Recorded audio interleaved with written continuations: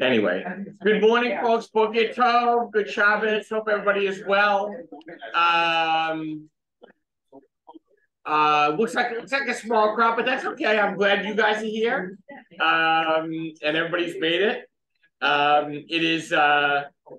It is the gift of studying Torah together, but I'd be remiss if I didn't offer an adapted prayer for the state of Israel, which I'm going to start with before we even do our blessing, because I think that's chief in our minds.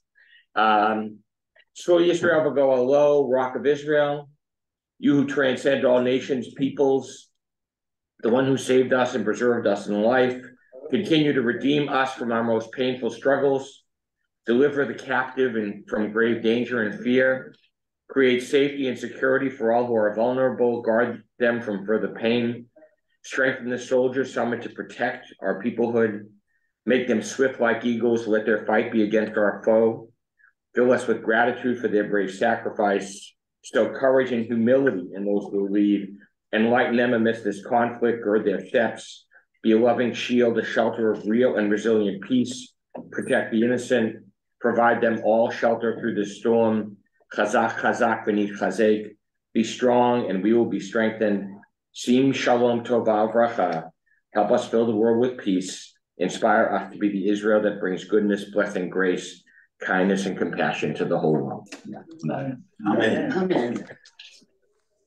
And so we study Torah because it says in the Talmud, if you have a toothache, study Torah. Right? If you have a bellyache, study Torah. It keeps going. There's a whole discussion of the rabbis. If you're feeling ill at ease, study Torah. So that's how the rabbis deal. Clearly, they didn't have the kind of drugs that we have today. And even if they did, they would have studied Torah. We have great Torah today. I'm going to remind you, because last week we did this. Right? Hi, guys. Glad you're online. Glad that we have a minion of you guys there. Just, you should probably mute. I could mute you all, but I'm just trusting that you won't make silly sounds. So last week we did this. If you did, I'm going to pass this around. So if you weren't here last week, you can get this. We're not studying this again. This is the metaphor through which we're pouring, right? So this is the prism through which we pour our study of Torah this year. The congregational covenant theme is, and you shall be a blessing. It's all about the journey. And so I'm going to pass this around. And if you got this last week, you do not need another one. But you just unclip them, Raj, in case anybody needs to. Thank you. So just reminding everybody, if you're at home and you had this from last week, just a 1-minute reminder. So our pshat is to hear the call or the promise or both in the text. To try to discern that. The remez, which is usually the reminders, or how do we hear the classic commentaries elucidating the text, that is the path through the text, through the commentaries of the journey to which we are called. The drash is multi-level, that is, right above Chevrah, so that's the voice of eternity echoing direction, meaning that when we get to more modern commentaries, they will decidedly point in directions that they think the text, based on the Kikoshi, is guiding us towards. And of course, it's also renewing a dream that is up to us to remember and dream anew. And then the sod is multi-layered as well. It's our response to whatever the call is, and the blessing we receive, and ultimately the blessing we become. There you have it. You give me 60 seconds, I'll give you the metaphor for Torah. So this week, of course, is Bereshit. If we wanted to pick one moment of call, there's no better moment than, I believe, I'm going to help them. If somebody's watching TV in the background, we're just going to mute everybody. Oh, yes. There we go. They're quiet. They're quiet now. And they will never speak again. So what better moment of call than the creation of humankind? That's what we're called. So based on that, what is the call based upon how we are created? And maybe even more importantly, how does God's blessing guide us on the journey to become, as human beings, what we must? We're going to start with Lisa. We're going to go right around. We didn't do the blessing. Thank you. See, that's why Raj is here, because, right? So the blessing is at the bottom of the first page. This is a mitzvah, right? At the rally, whatever it was called on Wednesday night at Harbor Island, beautiful tribe municipality vigil or rally. We had many speakers. Reb Mendel, right? My colleague Reb Mendel. His approach, which was beautiful, was do mitzvahs. You do more mitzvahs, you fill the world with good, God's presence is here, that's how we overcome. I think that and a very strong and redirected Israeli Defense Force. But that's a mitzvah too. But this is a mitzvah, studying Torah. God's presence can appear depending on how well we hear. So we join in the blessing. Baruch atah Adonai Eloheinu melech haolam asher kitshanu b'mitzvotav v'tzivanu la'asok b'divrei Torah. Amen. Now the text, the Pshat. Go ahead, please. God said, let the waters bring forth swarms of living creatures and birds that fly above the earth across the expanse of the sky. God created the great sea monsters and all the living creatures of every kind that creep, which the waters brought forth in swarms, and all the winged birds of every kind. And God saw that this was good. God blessed them, saying, be fertile and increase. Fill the waters in the seas, and let the birds increase on the earth. And there was evening, and there was morning, a fifth day. Right. There's a reason that I've included the fifth day. I didn't want to go back all the way to the very beginning. We don't really need it. But this is great context, right? Go ahead, give the next one. God said, let the earth bring forth every kind of living creature, cattle, creeping things, and wild beasts of every kind. And it was so good. And it was so. Oh, and it was so. Why he came. Yep. God made wild beasts of every kind and cattle of every kind and all kinds of creeping things on the earth. And God saw that this was good. And God said, let us make man in our image after our likeness. They shall rule the fish of the sea, the birds of the sky, the cattle, the whole earth, and all the creeping things that creep on earth. Right, and it continues. Go ahead, keep going, Toby. You're on a roll. And God created man in his image. In the image of God, he created him. Male and female, he created them. God blessed them, and God said to them, be fertile and increase, fill the earth and master it, and rule the fish of the sea, the birds of the sky, and all the living things that creep on earth. God said, see, I give you every seed-bearing plant that is upon all the earth, and every tree that has seed-bearing fruit, they shall be yours. And to all the animals on land, to all the birds of the sky, and to everything that creeps on the earth, in which there is a breath, the breath of life. I give all the green plants for food. And so it was. And God saw that he had made and found all that he had made, and found it was good. And there was evening and there was morning, the sixth day. Right. And found it was very good, yeah. Right? Taka, very good. So if you just look at the pshat, meaning the straight text you just see without turning any pages, right, to try to understand what is the call in the text, and really the key coaching for us is, so what's the call to human beings based on how we're created? What are we supposed to be and do? What's it telling us? Clearly, we're focused in on verse 26 and forward. Rule the earth and the sea. Rule the earth and the sea. Okay. Okay. What else? And there's the other part about being made in God's image. There's that other part being made in God's image, right? So somehow part of our call is how we're created, or what we resemble or look like.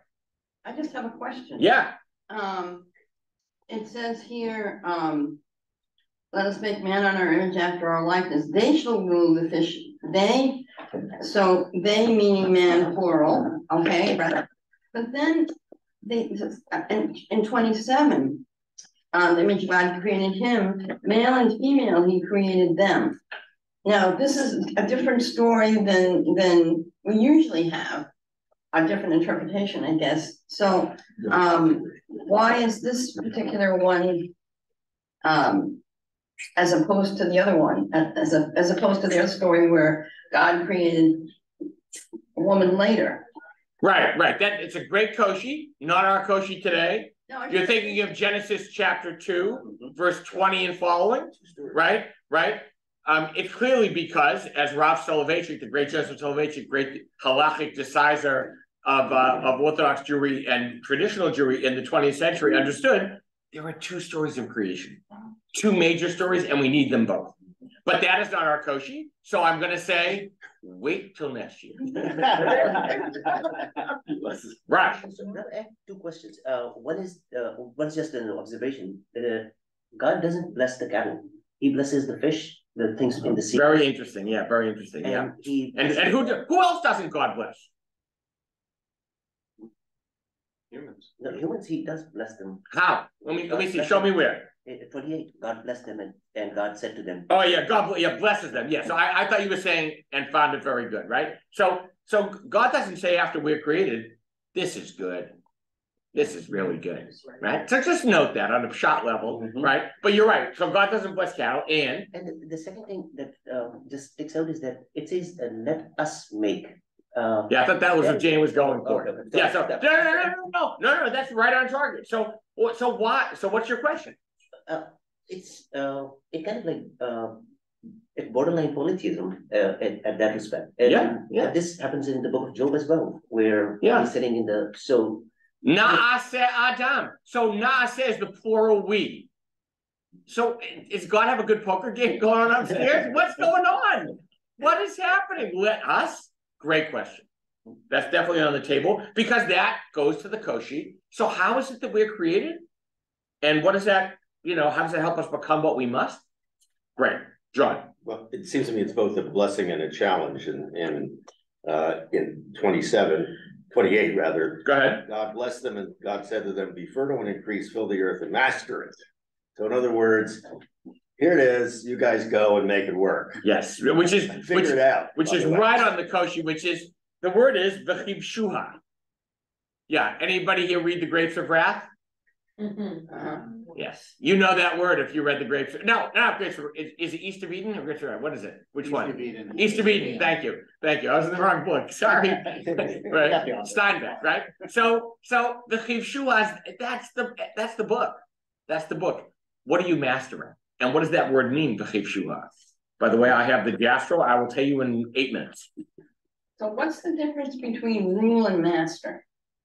Yeah, and do either of them capture the essence of the Hebrew, which is always the important, right? The chivshuha, the root word, right? Kaf bet shin.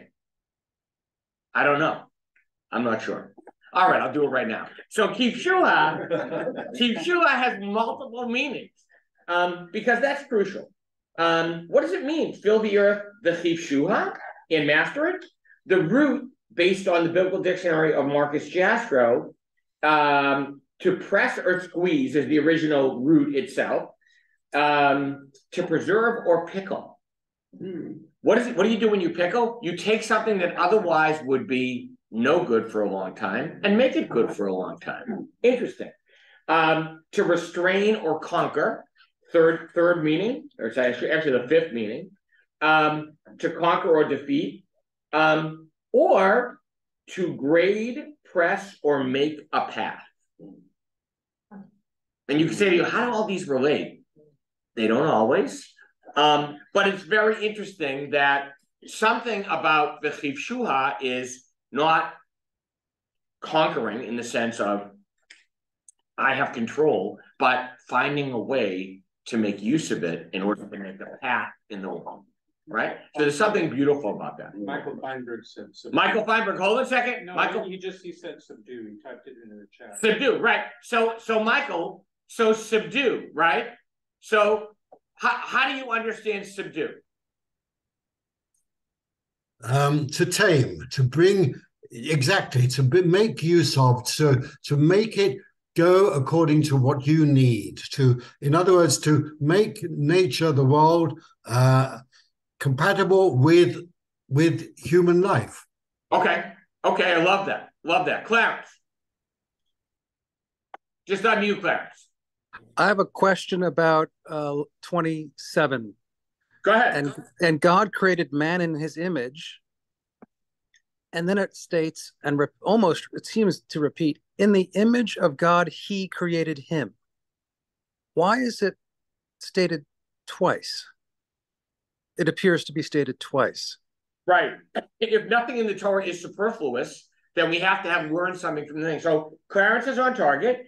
So Vayivra Elohim et Adam b'tzelmo, right? So God made Adam in his image.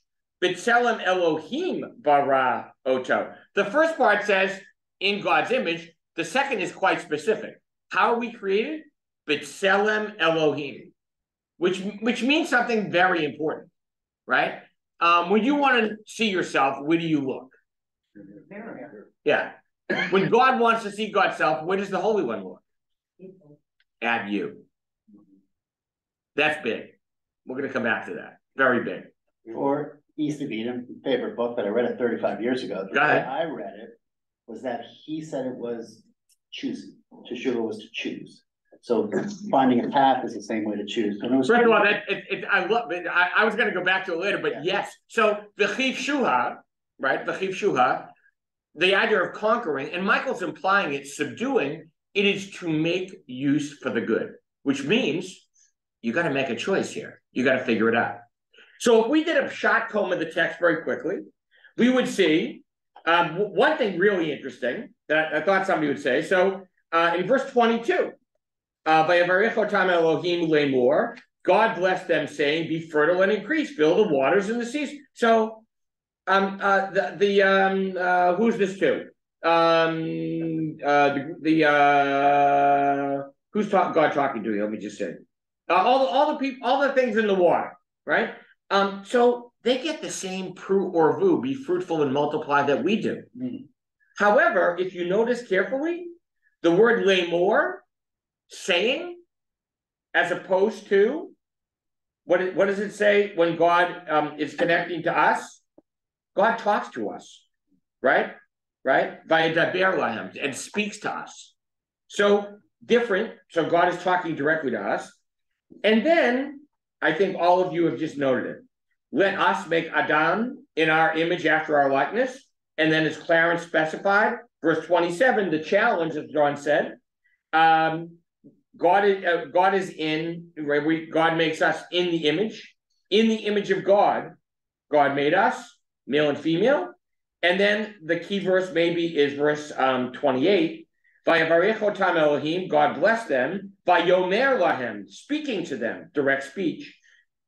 Pru or vu, umilu et haaretz, be fruitful and multiply, fill the earth, v'chiv shuha, and master it, conquer it, make good choices with it, use it for the good, all of the above. Always choose E, by the way. Always choose E. All of the above. And so let's do this. We're going to dive because we have so much going on. Unless somebody has a question, I didn't even notice if anybody had a question. No, really. So yeah. One thing I was going to say. Yeah, wait. All the things that God gives us dominion over, the one thing He doesn't do is give us dominion over each other. Beautiful, beautiful. So Wayne is giving a different translation, which is dominion, right? V'chiv shua, right now. But the next word is or do be done. So dominion is or do, right? Have control over, but we don't have control over each other, right? Crucial. So how is it that we are called to live with each other and to live in this world? Let's go to the videotape. Go to the remnants. Thank you, Raj. As always. So one step ahead of me. Okay. So we're going to the remnants, and we're going to see what the rabbis thought of all this stuff. So I have to start with verse 22 because I make the juxtaposition. I think John Borden is up. Be my verse 22 reader, John. So God blessed them, saying, "Be fertile and increase, fill the ocean waters, and let the birds fill the earth." Rashi, Since people cull and hunt them to eat them, they were in deep need of blessing. Yeah. Right. So why does God bless them? The Rashi says, because they're going to be eaten. So they better be quick. They better be so Rashi is being maybe a little practical, but maybe not. Right? Don Isaac Abarbanel says, obviously God was not saying this to them, for they are not creatures with intelligence with whom God could speak. God simply commands. They have the ability to reproduce. As I just pointed out, the Holy One is making a statement, not talking to them. God does not talk to a school of fish, right? Why? Because they don't have intelligence. Yeah. Crucial to know. But they swim together like they do have intelligence. Well, and in what form? Schools. Yeah. Right? First of all, I don't know. All right, I don't know if you guys coordinated this, but Steve will be here all week. All right, Michael Feinberg, before we go on to verse 26, 27. Jeffrey, Rashi is always so spot on. I can't understand why he would say this about the fish and the birds and not about animals. Why, as Roger points out, he doesn't bless the animals of the fields. Yeah. We hunt and eat and even sacrifice animals. So what is she saying? Tell me, what is behind Rashi's thought? I don't know what it is.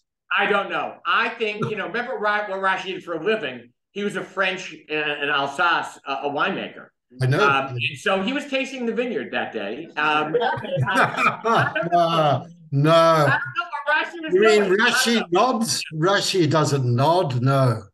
Yeah, no, I am sure there's something behind it, and There my must guess be. is There must it's be. motivated by some other comment that he made to support it, and I don't know the answer. I'm not sure. Okay. But to me, the important note, we got to get to the key verse here, 26, 27, right? God said, let us make Adam in our image, after our likeness. Let the humans have dominion over the fish of the sea, the birds of the sky, over the beasts, over the earth, all the earth. God created Adam in his image, in the image of God, male and female, God created them. So now we're going to try to discern. So what is our call based on how we are created? What is this about? Phil, give us first the Rashi, who's more on target here. All right, and you fixed my pronunciation if it needs fixing. To sell them. Just sell them, like sell them. Yeah. Sell them in our mold, demut, created with understanding and intelligence. Right. So Rashi's going right with the Hebrew because Rashi wasn't looking at an English translation. So we have two words, bitsalmenu kidmutenu, to describe how we're created. Right? Selem, Rashi says, in a mold specifically made for us. He's quoting the Talmud. But demut, he understands as the way almost every medieval and pre-modern scholar understands it, modern for that matter. Demut means with intelligence. This plays out. How do they come to that? How do they come to that? Because they're all rationalists and they follow the Rambam. But they also follow the Talmud, which says the Talmud, Talmudic Agadah says, what distinguishes human beings from all others? That we can think and make choices, right? Like God. That's how we're creating God's image. And in fact, the Mishnah, right, goes on to talk about this. This is an aside, but I couldn't resist putting it in. Philip, give us the Mishnah. Thus was man created singularly to teach you that whoever destroys a single soul, Torah. So the soul, that should be comma, it's my fault. A single soul, comma. Torah regards it as if he has destroyed a whole world, and whoever saves a single soul, Torah regards it as if he has saved a whole world. So, though we don't have the ability to rule over each other, we do have the ability to save each other. Wow. How? By using our ability to discern. Somehow, discernment is divine. Right? Pirkei Avot is sort of cute. I'm going to get somebody online to read. Jared, you feel like being a reader? If you can, you around? Yep. All right. Unmute Jared, go with the Pirkei Avot. Sure, blessed is Adam that he was created in God's image, but it was a greater affection that the Holy One made it known in God's image he was created. So even, right, this Talmudic tractate understands the fact that we're created this way is something we have to know and is a privilege to know somehow. Else. Yeah, I just wanted you to back up a second. Go ahead. The previous paragraph, I had a question about where you said the extraction being that discernment is divine. Yeah, I'm going to be able to back that up in a minute. I may have said it too early, Ellis. Okay. But give me a second. I'll explain what I'm talking about by that. Yeah. And I'm not going to explain it. The commentaries will. Okay. All right. Standing by. Yeah. Excellent. Don't go no place. Right. So the fact that we are aware of how we're created is crucial. Ashkenazi Weiss is Tamar Ashkenazi and Andrea Weiss. Andrea Weiss is provost of Hebrew Union College, professor of Bible, and she's trying to underscore. So Jared, give us the Ashkenazi Weiss as well. Yes. So the tantalizing attributes are uniquely bestowed upon humankind, introducing a new way for the divine to be manifested in the world. Jared, you do have two things on at the same time? No. Okay, sorry. I walked into a room, so sorry about that. No problem. Is that better now? Yeah, no, you sounded very, very eternal. Very eternal. There you go. The notion that all humans are in the divine image is in sharp contrast to ancient Near East traditions where only kings represent the divine. So now you're getting a clue here. So in the ancient world, in the ancient Near East for sure, even the Far East, who was created in God's image? Pharaoh, because Pharaoh was a god. Human beings? Little peons like us? No, of course not. But in the Torah, we all are. Do I need this? No, creatures were created for its sake. Nah, I don't. The Radak is fine. We're going to go back to something like the Radak. But more important is the Bior. Right, Tom Landau, you feel like reading? So who's the Bior? Just remember, and this is crucial, the Bior is the translation based on the Hochdeutsch translation of the Bible by Moses Mendelssohn, the great, hunchback Jew who was the first great intellect who was accepted by the not Jewish world in the middle to late 1700s. So he was an intellect first and foremost, right? Lessing wrote a whole play about him. And so this is his translation. What is he telling us, Tom? Man was the crown of creation, a little lower than the angels, possessor of an immortal soul, capable of intelligent acknowledgement of the Creator, ruling by a dint of his wisdom. Ruling by dint of his wisdom. Discernment is divine. The ability to which we can make wise choices in dealing with and in utilizing the resources at our disposal will determine our reflection of a sacred image. That's big, very big. And now you add the Orach Chaim on there, who's adding an even not deeper layer. Remember, Orach Chaim is Chaim ben Attar, who is a Moroccan Kabbalist, Talmudist, like, I think he's late 1600s, early 1700s. He was like 50, not even 50 when he died. But look at the Chaim ben Attar, the Orach Chaim. Man is to have dominion over the lesser creatures, supporting our theory that man is uniquely qualified because he possesses both the attribute of justice and of mercy. Torah's use of the term RDH, Radah, or Radah, right? Yeah. To describe this dominion may be an allusion to the term Yerida, descent. The Torah lists various categories of creatures over which man has dominion, to warn that he would be punished by his soul eventually coming back to the body of one of them, were he not morally fit to exercise the advantage he's been granted. Right. He's quoting a midrash, but he's also being very sort of Kabbalistic, right? Why do I say that? Because the soul is it's Gilgul Hanefashot, right? It's he believes in reincarnation, clearly, or some kind of right. But what is he saying? What makes us created in the image? B'demut, yes, our understanding, yes, our intelligence, but like God, we possess two basic attributes, right? The ability to judge based on justice and mercy, right? And so we have to know when to apply which and how to balance them. Crucial. And so it's our ability to choose that enables us to reflect that holy image and make wise choices. I love the fact that we're going to come back as, you mistreat a sheep, boom, right? Right. So, I mean, it's right. So clearly, people in his day needed that. A totally different take by a different sort of mystic, which is the Ishbitzer, Rabbi Mordechai Yosef of Izbika, or Izbicha. And he picks up exactly what both Jane and Raj noted, which is na'aseh, let us. What's let us? There's a whole bunch of commentaries that say let us is a pitchon peh to the heretics. It is an opening possibility for the heretics to make a claim. They have multiple gods. Who's let us? Not at all. God could be the royal we, or look at what the Ishbitzer says. Right, Harold? You want to give us the Ishbitzer? Let us make man. The Holy One of Being is addressing all created beings.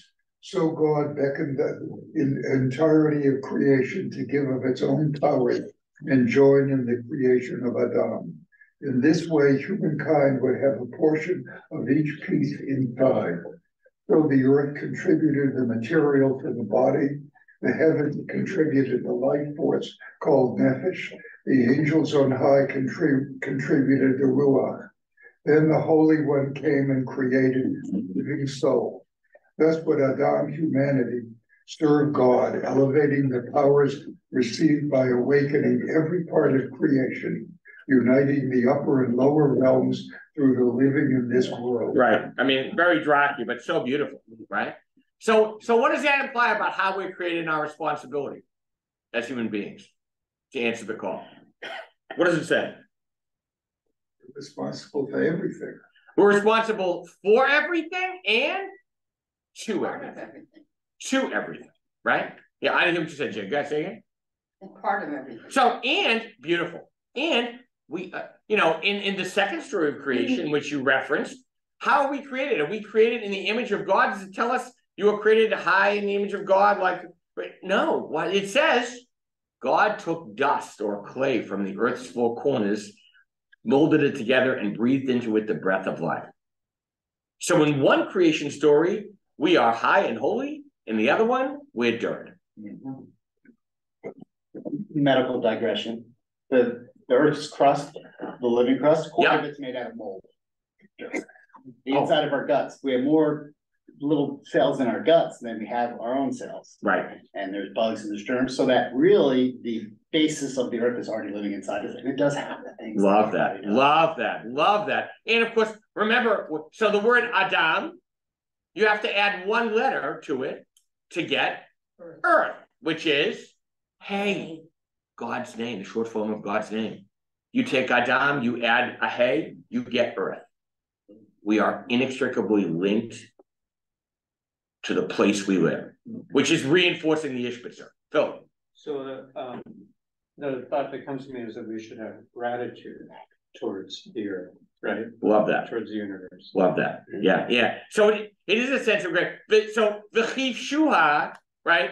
V'chiv shuha, if it means to make a path, right? Or it means to sort of be open to wise use, gratitude, right? There's a sense of gratitude inherent. We put this on one burner, and then we just go with the key question, which is, okay, God blesses them directly, be fruitful and multiply, fill the earth, v'chiv shuha, and master it, subdue it, right? What is this saying to us? Why did I include that Mishnah? That's very interesting. I don't know. I have no idea why, but you know what? The Mishnah says, for this reason was man created singularly, for the sake of peace between people, so that no one should say to his fellow, my father was greater than yours. I know why I put it, now I remember.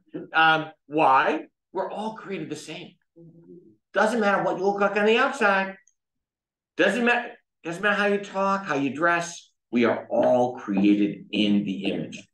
It doesn't matter if from the outside you look like, you're a person who doesn't do a lot of heavy thinking, lifting, right?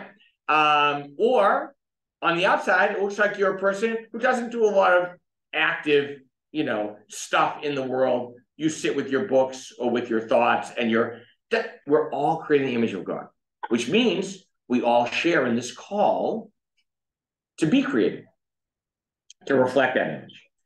So here's Nechama. Nechama, of course, is the great Nechama Leibowitz, whose weekly studies were disseminated for around 35 years in Israel. What does she say? Mitzi. The blessing. V'chiv shuvha. Subdue it. Cannot refer to man being bidden to make war on his neighbor. Ramban enlightens us. Man was given dominion over the earth to do as he will with the rest of the animal creation, to build, uproot, plant, mine, and the like.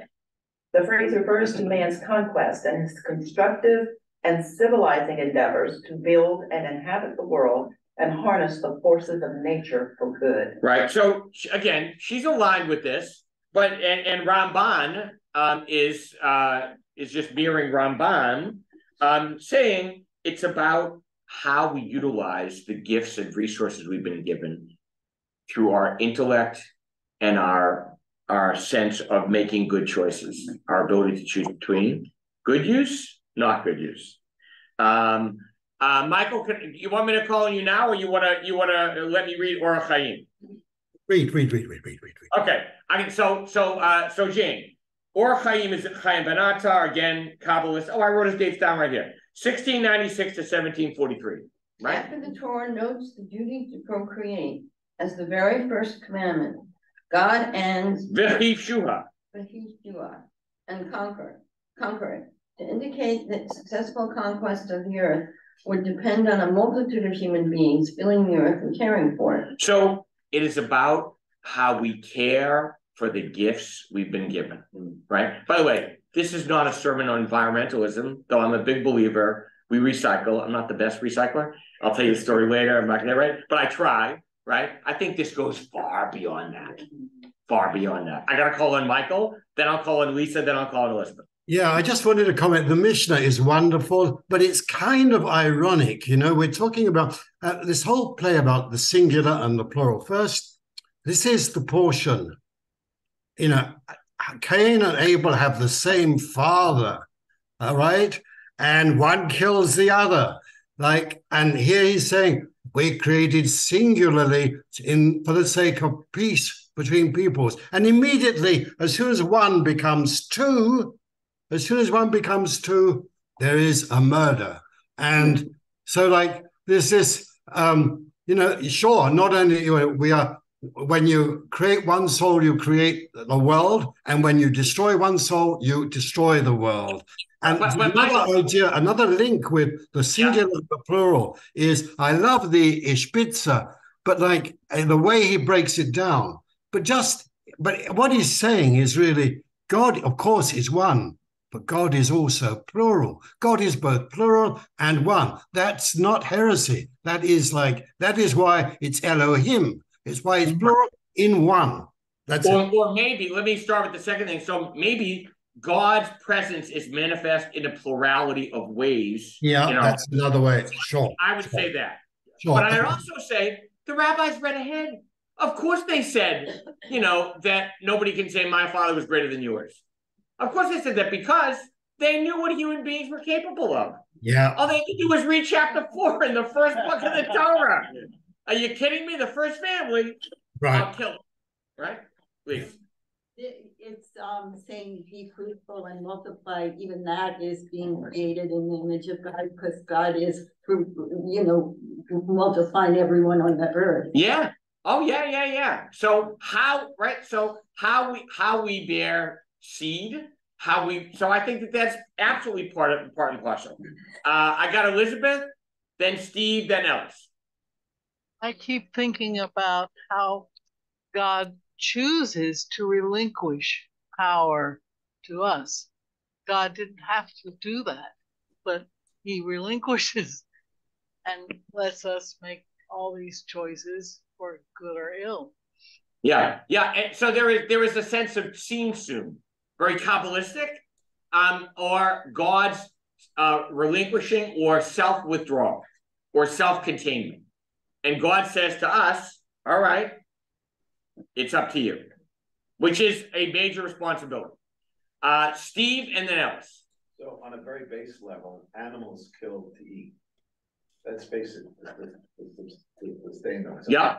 Whereas humans have the choice to kill and not to kill, not just to eat. So, I mean, I think the big difference is that choice, God gave it to us. Yeah, and of course, interestingly, right, so there's an argument to be made, and we're not going to go into it, right? So were Adam and Eve vegetarians?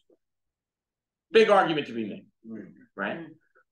Which disturbs my children greatly, right? Right, who eat cows on a regular basis. Ellis. I was going to say, in a kind of a weird, Christian parallel, Giordano Bruno was executed by the church for suggesting that God was plural. Yeah. For suggesting that God was in and moved in all things. Yeah. We remember Spinoza, our friend, right, Baruch, right? So yeah. So there is a great worry of the rabbis, and yet, if we are all implanted and created B'Tselem Elohim, all of us, somehow God is manifest through us, all of us. So though God's not a plurality, God is ever present based on how we reflect the image. I got Virginia, then I got to go back to the draft. Yeah, I was just wondering, this presence of God and this idea of go forth and multiply and, of course, sin and do all the horrible things. But I was thinking, how does God remain? Maybe in the Ruach, maybe in each of us, there's this initial sacred breath. That's how God chooses to remain, like a real artisan in each person that starts. You mean that? So you're going with the metaphor that if God created us like a creation, so something of God is ever present in us. I want to think that. Want to think that. We're gonna have two answers for you of how God's presence remains. We got to go to the drash. I'm gonna start. Can I start with Michael? Would you read me some drash, Michael? This is wonderful Rabbi Shai Held. Yeah. Who's the head of rabbinic school at he's Hadar, Hadar. Wonderful rabbi, wonderful, yeah. Among Bible scholars, one of the most common interpretations is that being created in the image of God means being given the special role of representing God's rule in the world. The Torah's view is that people are God's earthly delegates, appointed by God to rule over the world. The ancient Near Eastern context sheds remarkable light on the audacity of Torah's message. In the ancient world, kings were described as the images of a god. It is the king who is God's representative intermediary on earth. It is he who mediates God's blessings to the world. In dramatic contrast, the Torah asserts that ordinary human beings, each and every one of us, are mediators of divine blessing. We, the Torah insists, are all kings and queens. Go on. Yeah, you're doing so well. The Torah's assertion that every human being is created in the image of God is a repudiation of the idea so common in the ancient world that some people are simply meant to rule over others. If everyone is royalty, then on some level, when it comes to the interpersonal sphere, no one is. Assigned the role of God's delegates, however, human beings are told to fill the earth and master it. The mandate expressed here has been the subject of enormous controversy. Some environmentalists placing the blame for the modern world's despoliation of the earth squarely at the Bible's feet. But does Torah really think that creation exists in order to serve humanity?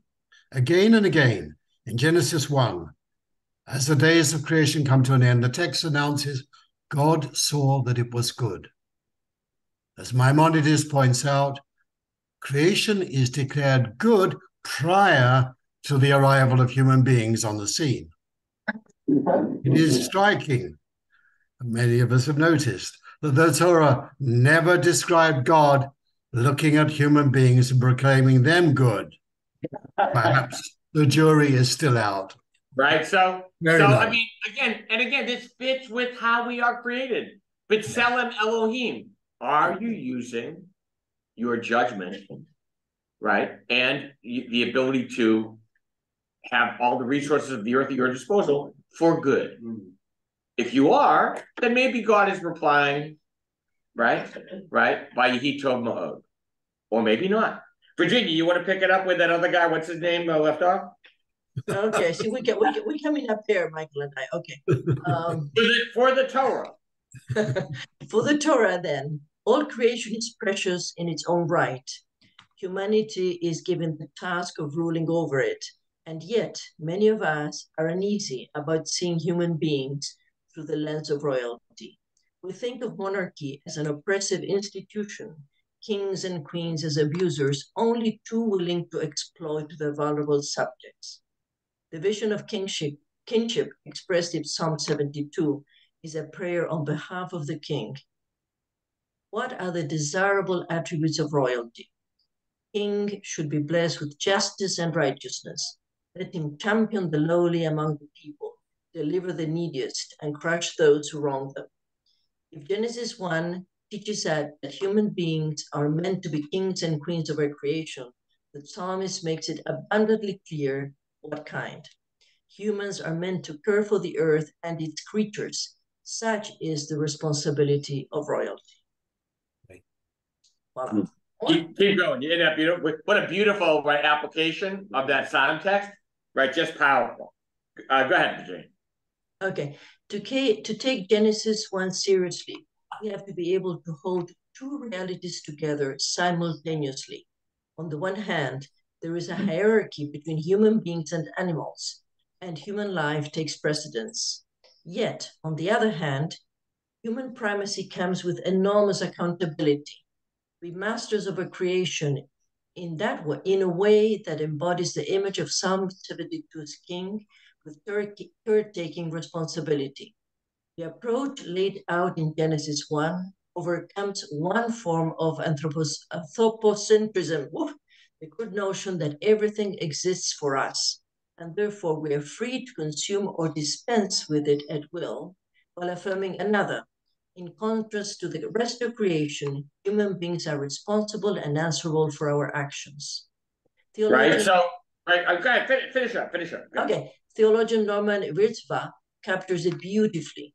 Despite the desire many have for greater species equality, the fact of the matter is, because of our spiritual endowments and technological prowess, masters of this earth, the issue is not how we will shed ourselves our unique potential, but how we will transform it for the good. So he's not saying anything that's overly difficult, I don't think, to understand. What's he telling us? What's Shai-Hel telling us? Yes, you are supposed to keep Shuha, conquer it, have dominion over it. But in doing that, you have to be the king or queen who understands, as Psalm 72 says, to rule with justice and righteousness, to champion the lowliest among the people, and deliver the neediest, or those who wrong them. So being created in God's image is standing up for every other thing that's created in God's image. Big deal. Yeah, we're going to go to the next one in a minute, but Jane, go ahead. I was just going to say, God gave us free will, hoping that we would make creative and good choices. I think maybe he was a little bit optimistic. Well, that's the understatement of the world, right? So I understand what does the Rambam say in the guide? The Rambam says the reason, right? Why are we created in God's image? Because like God has free will, according to the Talmud, we have free will. What's the problem or the challenge with that? Right? Right? Of course God has free will, right? And our free will can either affirm the image of God or tarnish the image of God. On Wednesday night at Harbor Island, I've been speaking a lot about our recent events. My take is I was at where was I? I was at Temple Emmanuel Tuesday night doing what I don't usually do. I was one of 8 teachers at the opening of their Yesod, which is this foundational Jewish studies program across the city. And they had like 400 people taking these courses. And I was one of the 8 teachers that started. It was very cool. But the keynote teacher was Rabbi David Wolpe, great conservative rabbi, just retired, wonderful, prolific author. And he said something great. He said, please do not call the terrorists of Hamas who murdered 1,300 Israelis, maybe more, animals. They are not animals. Indeed, just like you, they're created in the image of God. So my take is, if they choose to act in such a heinous, hateful, right, barbaric way, they are tarnishing the image. They are diminishing God in the world.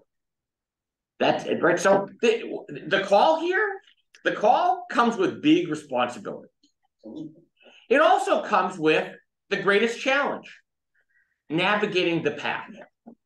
Because if everybody's called to a journey, lech lecha, be a blessing, how do we do it? Right, Steve? By the way, Steve has all the answers. Go, Steve. No. I have a question. Yeah. The question is,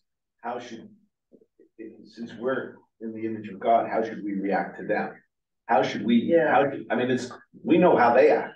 That's a given. But since we're in the image of God, how should we act towards these people?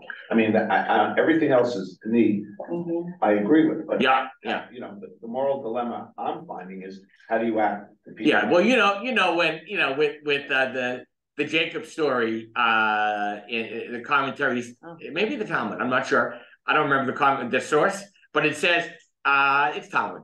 If somebody is coming to kill you, get up early and kill them first. There's no question about how we respond, right? When people do not present themselves as human beings created in a holy image, they just lost their responsibility, right? But Ellis says something smart: act with discernment. And I'll throw this out there before the end here, but I was going to wait till the end. An email that I don't know the source of was given to me by one person, member Temple. This is a gentleman who's a Moreh Derech in Israel, in Jerusalem. He's a tour guide. He's been doing it for 27 years, made Aliyah, lived to Israel 30 years ago. He's probably in his mid-50s, maybe older, I don't know. And he's also a teacher of history. And he said, of course we can stand up against those who killed us and encourage the IDF to go and root them out and destroy them. Of course we can stand up for innocent Palestinians who are going to be bystanders, and we hope not, but killed in this awful onslaught. He said, but be careful when you say you stand with. Why? Of course I stand with Israel, but I don't stand with Israel and not with other peoples who are deserving of justice or mercy, right? So it's a slippery slope, And that's why I want to give you Gottlieb. Skip the Saba of Slobodka, who's my favorite Hasidic teacher's name, right? Saba means grandpa from Slobodka, right? Right. I don't even remember who it is. I used to remember who the Rebbe was. But look at Aviva Gottlieb Zumberg, who is really, as always, challenging us and too smart for her own good, or our good. Go ahead, Jane, start us off. At the very end of the saga of creation, just before the Sabbath, Torah says, and God saw all that he made and found it very good. And there was evening and there was morning, the sixth day. He made and found it very good. Oh, sorry. God reviews a work of art that now includes failure and death and calls it as never before very good. The Midrash Rashi quotes on this verse gives us a sense of a world not really created at all. The sixth day. The definite article hey is added here, compare a second day, a third day, to teach us that God made a condition with all the works of the beginning, depending on Israel's acceptance of Torah. Another reading, all the works of the beginning are suspended until the sixth day, that is, the 6th of Sivan, destined for giving of the Torah. Before we confront the Midrash, the text of Torah should provoke uneasiness. Why is the totality of being very good, since it now implicitly includes exile and shame? The banishment of man is interwoven with his mortality. He knows himself unable to stand where he stood before. Is this, in some sense, very good? The main question facing man from now on will be precisely this quest for a foundation of being. Right. So what is Gottlieb Zumberg saying initially here? She's saying, all right, so we read ahead. So it says, you know, all the works of creation were very good. And in 2 chapters, we're going to be banished from the garden. We're going to make the first major sin, or, you know, the one tree God says don't eat. That's the one we have to eat. You couldn't have a nice persimmon, right? And so there's something about humankind. We fight against ourselves, right? So there's this tension. And of course, what is she implying? She's saying to us, so is it the quest that's good? Is it the journey that's good? Is it that we're not in the garden anymore? Right? And that we have to try to make the world more like a garden? What is very good about all this stuff? And how does it help us or guide us? Somebody online. Karen, you want to read? Karen Ryder, are you still with us? Give us man sets off on a journey. Man sets off on a journey in which no form or solid assurance of reality and sanity accompanies him. The instability, the tendency of the world to change, to wear out, to fall apart, will lead the descendants of Adam to beliefs and rituals whose common aim is to make the world seem strong again. Mircea Eliade, narrates many such rituals of renewal, which reenact the creation, the original encounter of God in the world, and thus repair or fix the world once more. Eliade's notion of recurrent need to participate in the original right creation of the world is one response to a common existential anguish. The response described in Talmudic literature is radically different, undermining all the crystalline firmness of creation. For the question remains unresolved. To be or not to be is the question that is suspended till Mount Sinai. What saves the world indeed? What in a real sense creates the world is the capacity for people to encounter Anoki, man's ability to meet the voice of God out of the void and to respond with his own Anoki. We will do and we will make the world. Right, quoting what the people of Israel's response is, right? Naaseh v'nishma. Go ahead. To make the world is the charge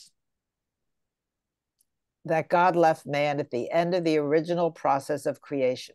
At Sinai, a covenant is made both with people who are standing here with us this day before Adonai, our God, and with those who are not standing here with us this day. Yet the Talmud makes an extraordinary observation about the paradox of standing. No person stands on the words of Torah unless he has stumbled over them. To discover firm standing ground, it is necessary to explore, to stumble, to even fall. Created in the image, to stand in the presence of God is not to be static. It is a kind of dance. Neither rigidity nor chaos is God's desire of man.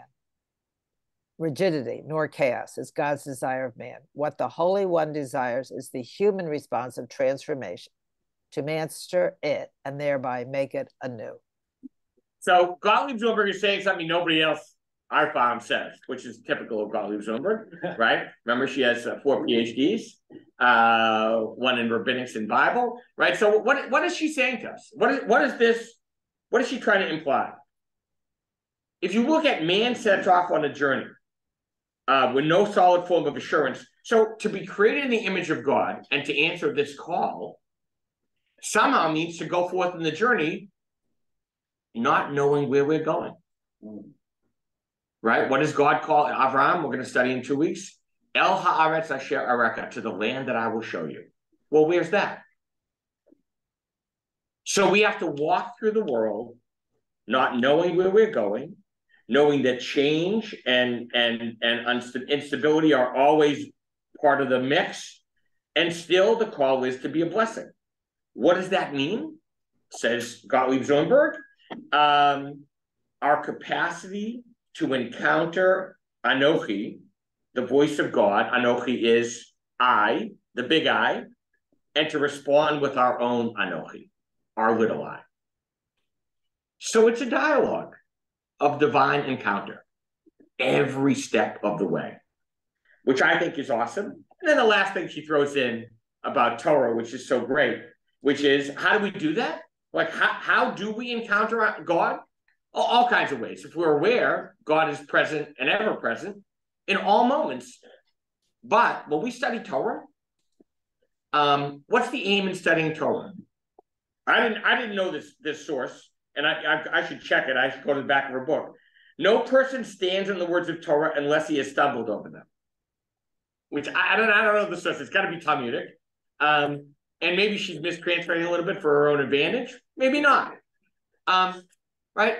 We study Torah, we argue about Torah, we have our perspective, right? And then all of a sudden we stumble on something that speaks to us, or that is us, or that renews us, or that picks us up again and guides us. So there's something absolutely beautiful about that. And then she gets to the very end.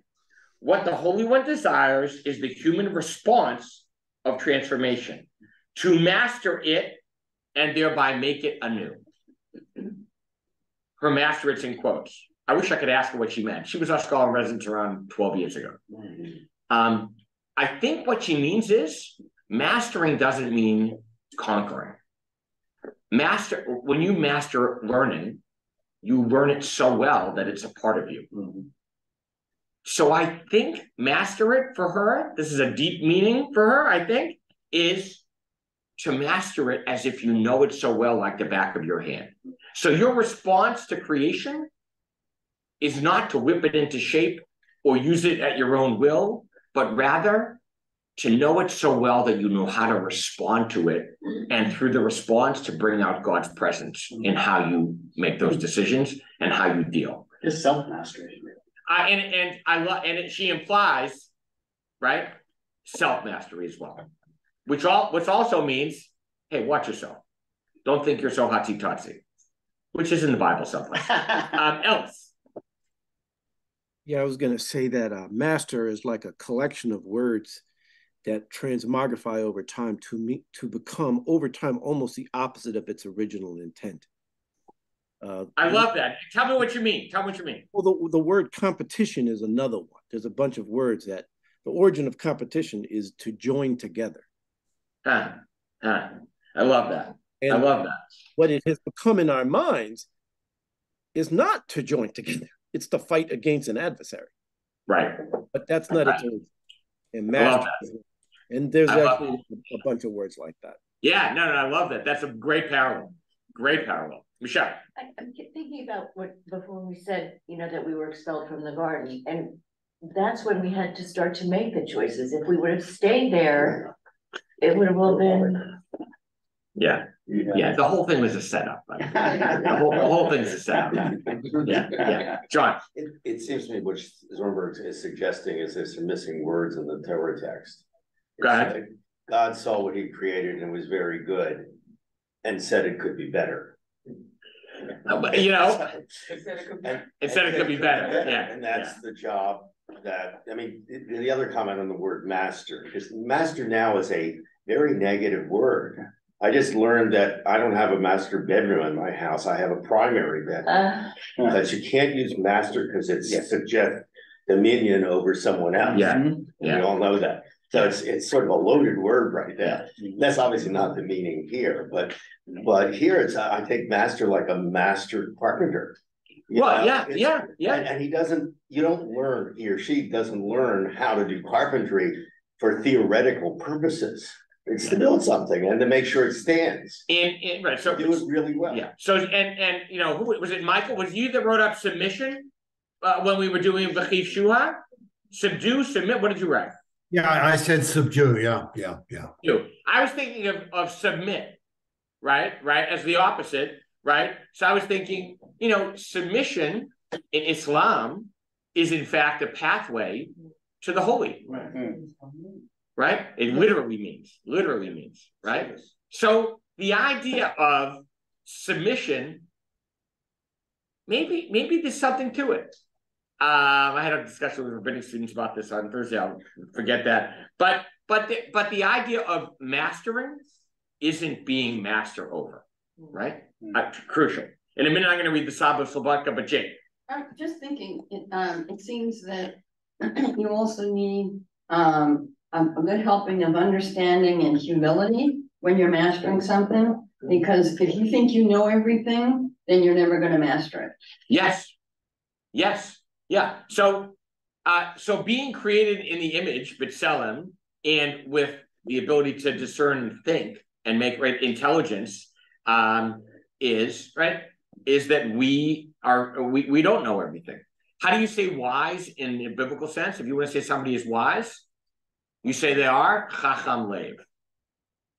Wise is two words: wisdom of the heart. That's wise. It isn't, that genius who knows all that math theory. It's it's what's up here and what's in here. The Saba Slobodka, B'Tselem Elohim. The verse cannot be passed over. In addition to man's corporeal nature, his bodily nature, which is visible through his body, there is a dynamic spiritual dimension which has in itself elements of the Creator.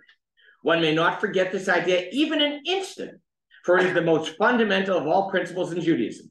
Man is meant to be the witness of the existence of God in the world. The created being, Adam, must testify to his Creator not by what he says, but through his very being. Man's mission is to elevate himself and attain a spiritual and moral level that will show an apparent resemblance to the Creator. In each person, there is a divine spark through which each person can merit the appearance of God. So the last thing to just note is, what's God's name, according to the people of Israel, when Moses asks? Ehyeh Asher Ehyeh. I will be or become what I will become. God's name is becoming. And thus, B'Tselem Elohim. We're on a mission to live out God's name. It's good stuff. It's good stuff. Next week, we are in a problematic moment of Noah after he gets out of the ark and the question of the covenant and the rain. And it will be raining. There's no question. It's good to see everybody. I don't know where you guys all are, except for Michael and my cousin, but it's wonderful to see y'all. Thank you, Mike. Shabbat Shalom, guys.